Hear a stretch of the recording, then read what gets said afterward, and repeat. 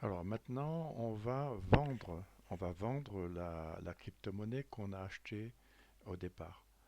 Euh, on va aller dans la crypto-monnaie, on l'a acheté, l'Ether, on les a achetés avec chez Revolut et on la revend de chez Revolut parce que la crypto-monnaie, cette crypto-monnaie, on ne l'a pas dans nos portefeuilles. C'est tout est tout est à la banque de Revolut. Alors Revolut. On y est. Cette fois-ci, on va cliquer sur client puisqu'on revend, hein. On revend. Donc là, normalement, on crée sa facture, mais j'ai déjà commencé à la créer. Elle est en brouillon ici. On va ouvrir ce brouillon à nouveau. Et dans ce brouillon, on va l'Ether. Il est ici. Et ici, on va prendre le prix de vente de départ de l'Ether. Alors, la quantité qu'on vend à Revolut, c'est cette quantité. Alors, la quantité, vous observez que ce n'est pas la même quantité de départ, puisque en cours d'année, l'entreprise a acheté de l'Ether. Alors, ici, on vient dans la facture d'achat de l'Ether. Je vous montre à nouveau on vient dans Revolut. Dans Revolut, on est dans fournisseur. Dans fournisseur, on va regarder toutes les factures et on va prendre la dernière facture d'achat qui est à 95 euros. Elle est ici, c'est celle-ci, la dernière. Et on va prendre ça là, le prix unitaire TTC, on va le copier. On va le mettre ici dans le prix unitaire TTC. On revend donc au même prix. Voilà. Ce qui fait 140,86. Alors, on va copier ça et regardez ici. On va faire la différence puisqu'on revend à 237.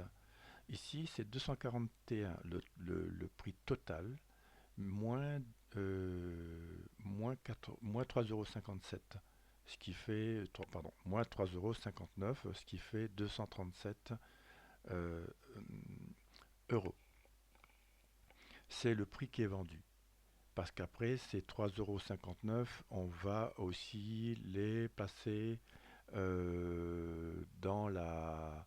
On va passer ça après en frais bancaires, hein, dans une autre vidéo. Alors, on fait un calcul. 237, 237 moins 140 égale 97,50. Alors ça, ici, je vais le copier. On va faire un gain d'abord. Donc, il y a un gain, hein, c'est un gain là. On a un gain avec le code comptable 733. Et ce gain, on le met ici. Voilà. Ce qui nous fait bien 237,59. Et l'entreprise va devoir payer une flat tax de 30% sur ce gain, hein. Alors là, ça va. On va décrémenter le stock ETH. Voilà. On fait le règlement.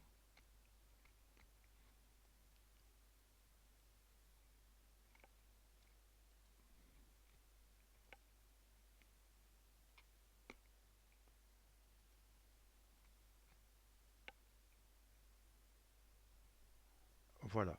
Alors, il y a une opération qu'il faut qu'on fasse aussi. Il faut aller dans l'écriture.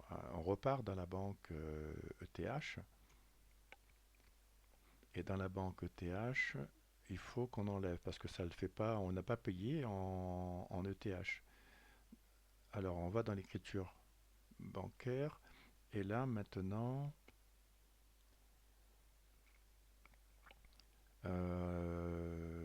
la date, j'ai pas regardé le compte bancaire. C'est quoi le code comptable pour la vente? Euh, Ici, le montant. Ouais, je vais le copier là-bas. Alors, en vente, ETH. Le montant qu'on doit enlever, c'est celui-là.